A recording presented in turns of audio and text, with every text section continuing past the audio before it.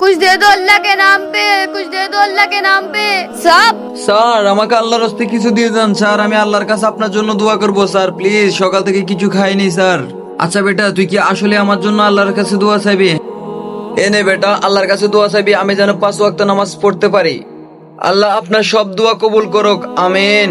আর বেটা তুই আমার কার্ডটা রেখে দে, যখন বিপদে পড়বি তখন আমাকে একটা কল দিবি, ঠিক আছে সাহেব? সাহেব আমাকে কিছু দিয়ে দেন, আমি আপনার জন্য আল্লাহর কাছে দোয়া করবো আর আপনার সব বিপদ দূর হয়ে যাবে।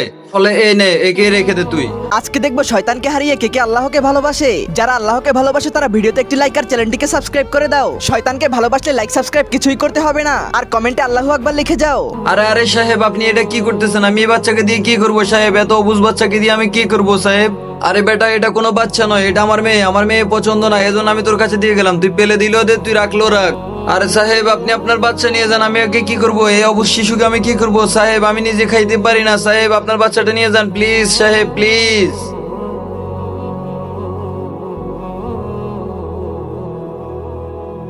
আল্লাহর কাছে আমার জন্য দোয়া চাইবি, আমি যেন 5 ওয়াক্ত নামাজ পড়তে পারি। ওই সাহেবকে একটা কল দিয়ে দেখি।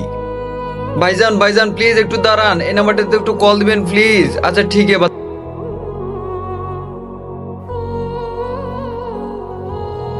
হ্যালো সাহেব, আমি ওই ভিখারি বলতেছি। আপনি যে বলছেন আপনার জন্য দোয়া করতে, আপনি একটু কালকের ওই জায়গায় আসেন প্লিজ।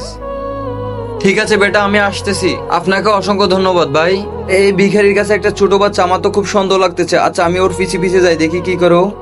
হ্যাঁ বেটা বল, কিসের জন্য আমাকে এখানে ডাকছিলি? আপনি বলছিলেন না আপনার জন্য দোয়া করতে। এই নেন স্যার একটা বাচ্চা। বেটা এই বাচ্চা তোর কাছে কই থেকে আসছে? সাহেব আমি একজন থেকে ভিক্ষা খুঁজতেছি, ও ভিক্ষা না দিয়ে আমাকে এই বাচ্চাটিকে দিয়ে চলে গেছে। আর ওই লোকটা বলতেছে আমার মেয়ে বাচ্চা পছন্দ নয়, এই জন্য আমি তোর কাছে রেখে দিলাম। আরে না বেটা, ও হয়তো ভুলে গেছে ও কোন এক মায়ের সন্তান ছিল।